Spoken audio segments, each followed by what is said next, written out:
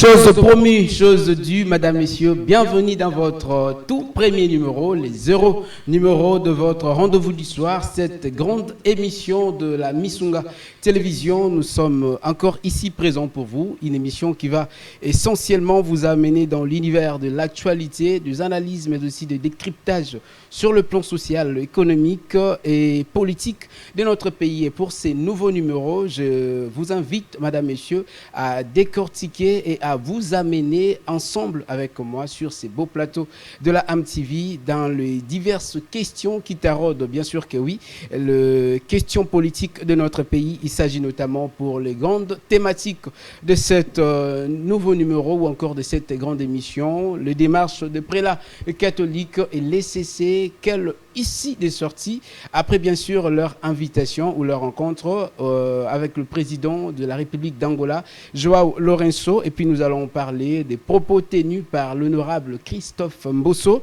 en l'endroit du président de l'Assemblée nationale, Vital Kamerhe. Est-ce une alerte à la bombe ou une division au sein de l'Union sacrée qui est en gestation? Et puis nous allons passer avec cette question qui concerne les embouteillages dans la ville provinciale de Kinshasa, l'initiative de l'exécutif provincial, les gouverneurs de la ville de Kinshasa a pris des mesures pour un transport fluvial. Est-ce que cela va remédier à la cause et aux problèmes actuels? Tentative de réponse, et c'est tout de suite avec Elvis Mouzeme, notre invité en plateau, qui est acteur de la société civile et coordonnateur de la société civile Bolamuki Pona Bana Congo, que je m'en vais directement saluer. Bonjour docteur. Bonjour messieurs les journalistes. Soyez le bienvenue dans notre chaîne et dans notre plateau.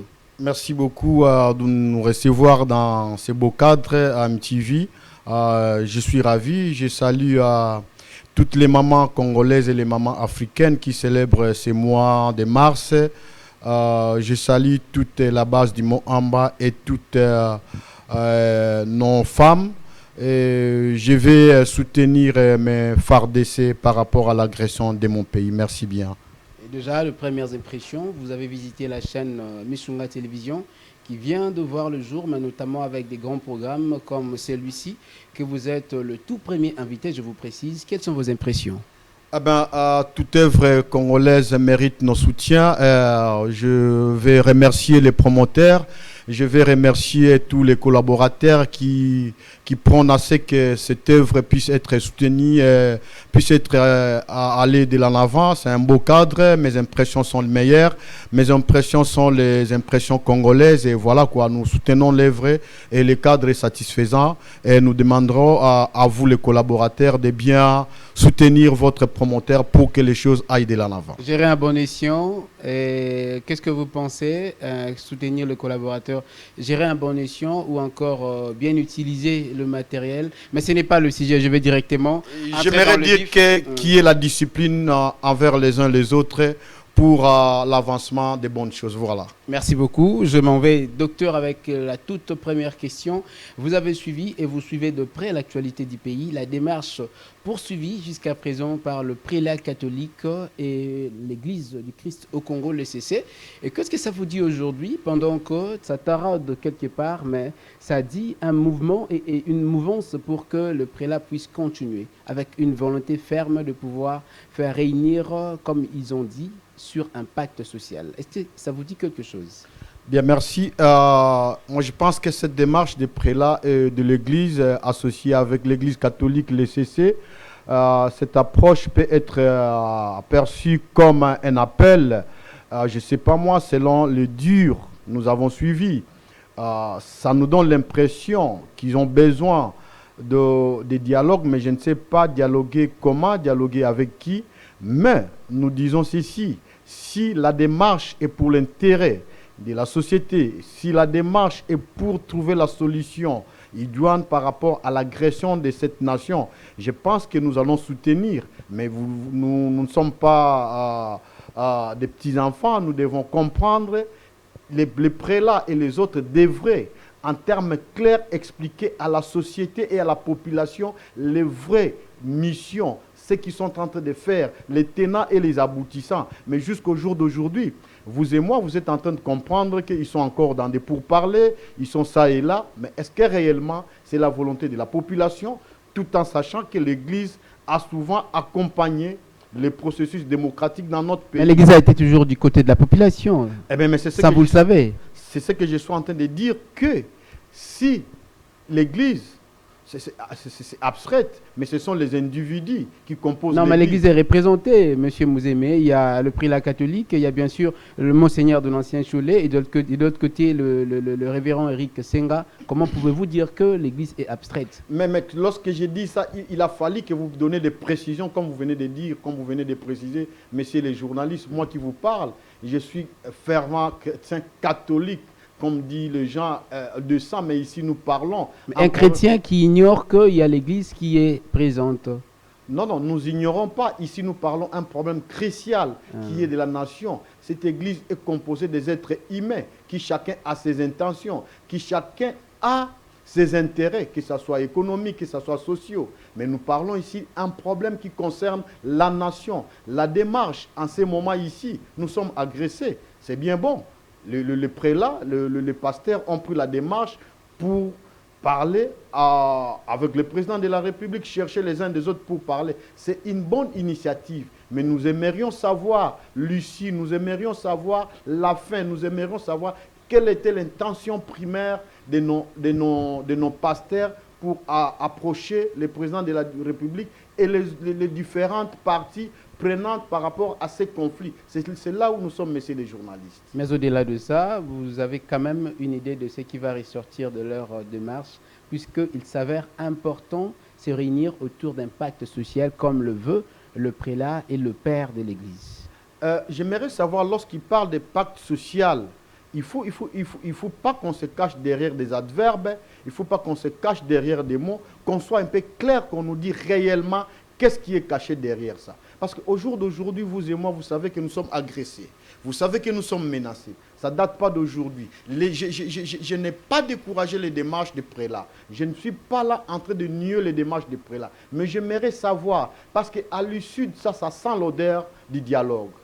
D'après leur démarche, l'aperçu, comme je l'ai dit, ça sent l'odeur du dialogue. Mais moi, je me pose la question. Parce que là, moi, je parle pour l'intérêt de la population. Moi, je parle pour l'intérêt de ces pays. Est-ce que Elvis Mouzémé est pour voir le M23 représenté par Corneille Nangaa autour d'une table de négociation qui pourra peut-être, selon vous, aboutir à un dialogue? Messieurs les journalistes, je suis déçu lorsque vous me citez certains noms ici. Et c'est pourquoi, excusez-moi de paraphraser un peu, nous, société civile, nous le disons chaque fois. Les acteurs des centrales électorales doivent être des vrais acteurs de la société civile. C'est comme il était auparavant. Ça doit être des vrais acteurs de la société civile. Mais lorsque vous nous fabriquez les acteurs, et voilà les conséquences aujourd'hui. Monsieur Corneille Nangaa, permettez-moi de citer les noms, qui a géré une grande institution à l'appui à la démocratie de notre pays. Aujourd'hui, se trouve aux côtés du rebelle. Il y a quoi se poser de questions. Et au jour d'aujourd'hui, lorsque vous allez nous demander, moi, et tant que peuple, je sais que la voie de la démocratie pour accéder au pouvoir, c'est la voie électorale. Mais la négociation avec le M23 n'a pas commencé aujourd'hui. Il y a eu l'accord de Nairobi. Qu'est-ce qui a été à l'issue et pourquoi aujourd'hui, ce M23, à l'issue de cet accord de Nairobi, revient encore avec des armes pour tuer ma population, pour tuer nos frères et sœurs. Partout se vit la guerre dans notre pays. Et là, moi, je dis que si nous devons négocier, qui va négocier? Parce qu'ici, il s'agit de la population. La population va négocier avec ceux qui sont en train de le tuer ou il va négocier avec qui? Selon votre perception, est-ce que vous avez une représentation de ceux qui pouvons négocier pour aboutir à un pacte social ou pour chercher réellement la paix durable? Merci pour cette question. Qui sont ceux-là? Nous, société civile, nous avons écrit auprès des prélats catholiques et tous ceux qui sont autour de cette démarche. Nous leur avons dit parce que la vraie société civile, nous sommes société civile. L'Église est société civile. Mais il a aussi ses positions, il a aussi ses limites. Il doit être au milieu du village. Tout à fait logique. Nous avons écrit pour qu'on puisse nous éclairer la démarche, que nous soyons invités sur la démarche des prélats catholiques. Parce qu'ils ont emboîté les pas. Cela n'exclut pas que nous manquons les actions à faire. C'est pourquoi nous disons ceci.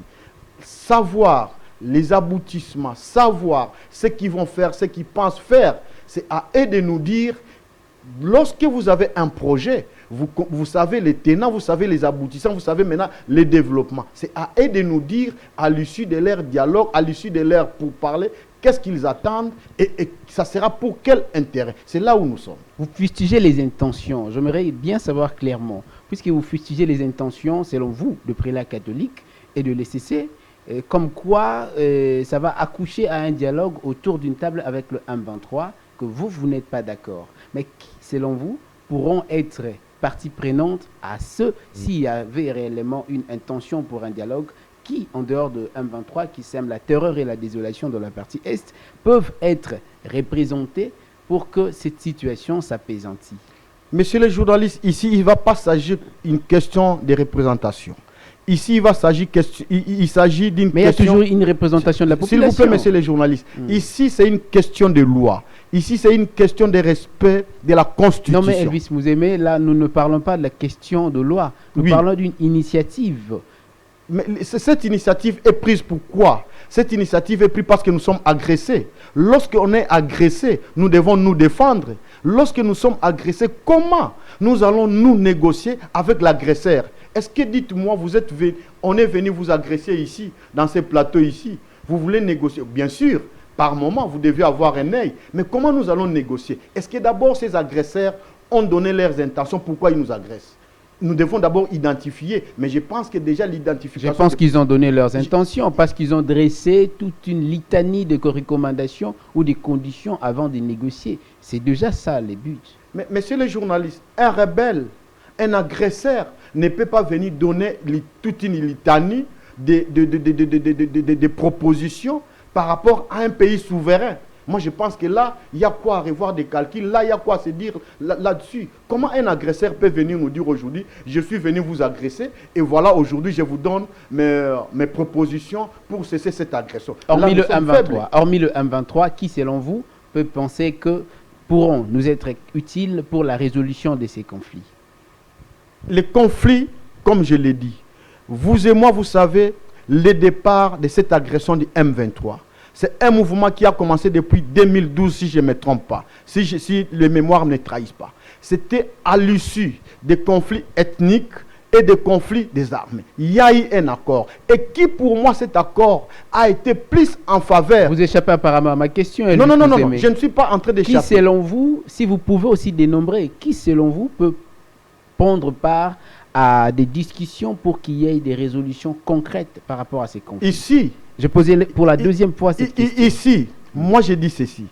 Qui pouvait prendre part pour qu'il y ait résolution? C'est quoi la résolution? Nous devons aller au début de problème. Nous devons, comme je l'ai dit encore, excusez-moi pour des tautologies ou pour des répétitions, l'identification des problèmes. Le pays est agressé. Le pays est agressé. Nous sommes... Par le M23. Nous sommes agressés par les rebelles du M23. OK?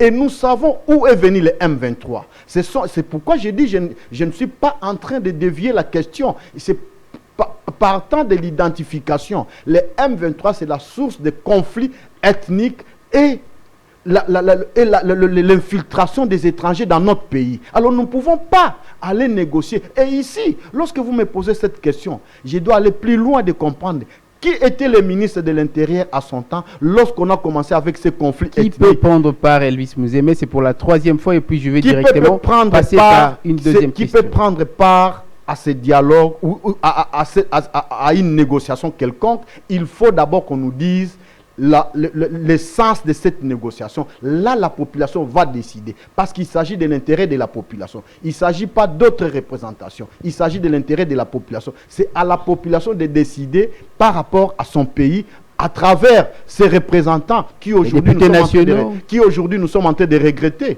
leur silence par moment. Et c'est pourquoi nous vous disons, excusez-moi de paraphraser encore, les élections, surtout les élections à la députation nationale provinciale, devraient être de bon goût.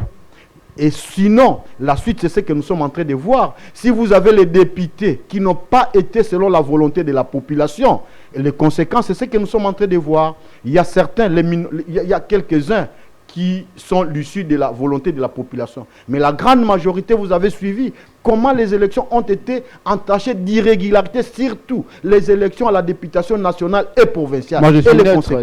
Je suivis que les élections ont été c'était bien déroulé dans toute l'étendue du territoire national et les propos n'engagent que vous si vous pensez que les élections n'ont pas été bien organisées. Je peux vous démontrer qu'il y a eu les irrégularités. Ce n'était pas la question, mais on devait paraphraser sur ça. Merci je peux vous dire que les élections, surtout députation nationale et provinciale, ont été entachées d'irrégularités. Et c'est la faute d'avoir les acteurs de la société civile n'émanant pas de la société civile, de la centrale électorale. Les propos tenus par le président, deuxième vice-président bien sûr de l'Assemblée nationale, Christophe Mbosso, en l'endroit de l'honorable président de l'Assemblée, de cette même Assemblée, Vital Kamerhe, un comportement fustigé par le camarade du parti UNC, un parti cher à l'honorable Vital Kamerhe, mais bien sûr que oui, qui ne cesse de crier ou encore de frayer la chronique aujourd'hui, politiquement parlant. On va et on en parle tout de suite avec Elvis Mouzeme qui est notre invité sur ces plateaux avec notre deuxième grande thématique. Vous avez suivi la sortie médiatique de l'honorable Christophe Mbosso. C'est à vous le droit de question. Vous avez suivi? C'est à vous le droit de question. Je pourrais répondre à vos questions. C'est directement une question de savoir si vous avez suivi. Je n'ai pas suivi. Merci beaucoup. Merci. On peut chuter ou sauter cette question? Non, on peut revenir. On en parle? Oui, on en parle. Vous n'avez pas suivi? Non, c'est intéressant. C'est intéressant. Bon, pour votre gouverneur, oui. L'honorable de l'Assemblée nationale, Christophe Mbosso, a tenu des propos qui semblaient être des propos mal tenus à l'endroit de son président de l'Assemblée nationale, l'honorable Vital Kamerhe, qui, comme dire Vital Kamerhe Akoufa. Est-ce que ces propos, selon vous, arrangeraient la cohésion et l'unité nationale? Messieurs les journalistes, j'ai toujours eu des larmes aux yeux, ou bien mes larmes sont intrinsèques, bien que ça ne s'est pas extériorisé, ce n'est pas grave. Vous voyez, lorsque nous disons ici que ces pays, les politiciens congolais, n'ont jamais aidé ces pays à aller de l'en avant. C'est vous qui allez aider, vous, société civile? C'est pas moi, c'est vous et moi, c'est la population congolaise qui va soutenir ceux qui veulent pour diriger ces pays en bonne et due forme. Lorsque quelqu'un, bien sûr, ce n'est pas une question qui engage directement l'intérêt de la population. Je comprendrais que ce sont des intérêts égoïstes qui sont entre eux.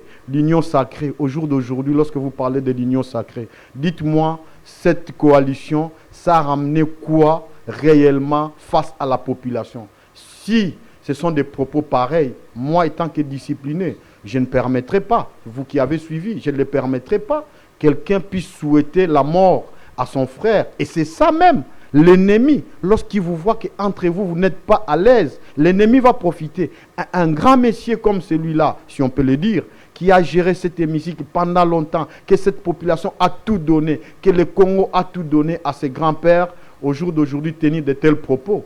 Je trouve un peu ambigu, je ne suis pas sur mon assiette. Est-ce que ça vous dit que ces propos peuvent avoir une influence à frisser le lien déjà des acteurs clés de l'union sacrée, ou ça peut essentiellement être une alerte à la bombe pour se détériorer au sein de la coalition avec le chef de l'État par rapport à une influence politique? D'abord, je dirais que c'est ceux qui ont entouré les chefs de l'État, même votre histoire-là de l'union sacrée, n'ont pas aidé la population et moins encore les présidents de la République pour œuvrer pour l'intérêt de la population.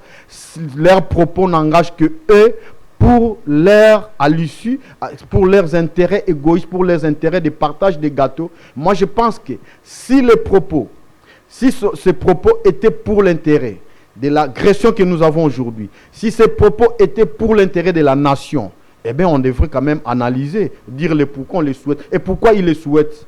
Qu'est-ce qu'il a appris, qu'est-ce qu'il a entendu pour souhaiter la mort d'une autre personne. Et voilà, c'est là où nous sommes. La discipline doit régner au sein de la population. La discipline doit régner au sein de ceux qui nous dirigent, tant soit peu malgré les irrégularités, de manière dont ils se retrouvent là-bas. Merci beaucoup, Elvis Mouzeme. Nous allons prendre, malgré que nous chutons et nous tendons lentement mais sûrement à la fin de cette émission et ces grands entretiens Rendez-vous du soir, nous allons prendre cette troisième thématique qui parle notamment des embouteillages dans la ville de province de Kinshasa. Vous êtes citoyen congolais, comme tout autre citoyen lambda. Vous subissez réellement que vous ayez un véhicule ou non les embouteillages dans la ville de Kinshasa. Est-ce que vous avez une lumière, une idée, une perception, soit une critique à émettre à l'endroit de cet état des choses? Messieurs les journalistes, les pays doivent être construits avec des lois. Les pays doivent être construits avec des suivis des lois. Tout ce que nous voyons dans notre pays, c'est déplorable. Nous venons de dire ici, tout ça c'est l'issue des mauvaises élections lorsqu'on vous donne des acteurs qui ne méritent pas pour l'intérêt de la population. Les embouteillages, moi j'ai quitté chez moi. On devait avoir cette émission avec vous depuis X temps. Mais voilà, nous sommes à cette heure. Pourquoi? Vous et moi, nous avons connu ces embouteillages. D'abord, où sont les routes de bonne qualité qui doivent permettre à la population de bien circuler dans leurs véhicules, dans leurs moyens de transport? Où sont les routes? Les routes aujourd'hui partout.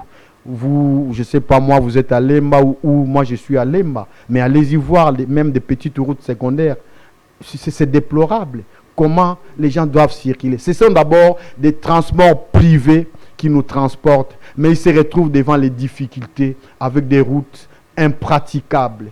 Comment on doit s'attendre à de tels? Nous devons faire une évaluation musculeuse par rapport à la gestion de cette ville, par rapport à la gestion, nous peuplés, par rapport à ce qui se passe. Pour pallier, moi je pense qu'il faut d'abord des bonnes routes. Avant d'évoquer quoi que ce soit, mettez-nous dans de bonnes conditions, de bonnes routes. L'argent, ce n'est pas l'argent qui manque.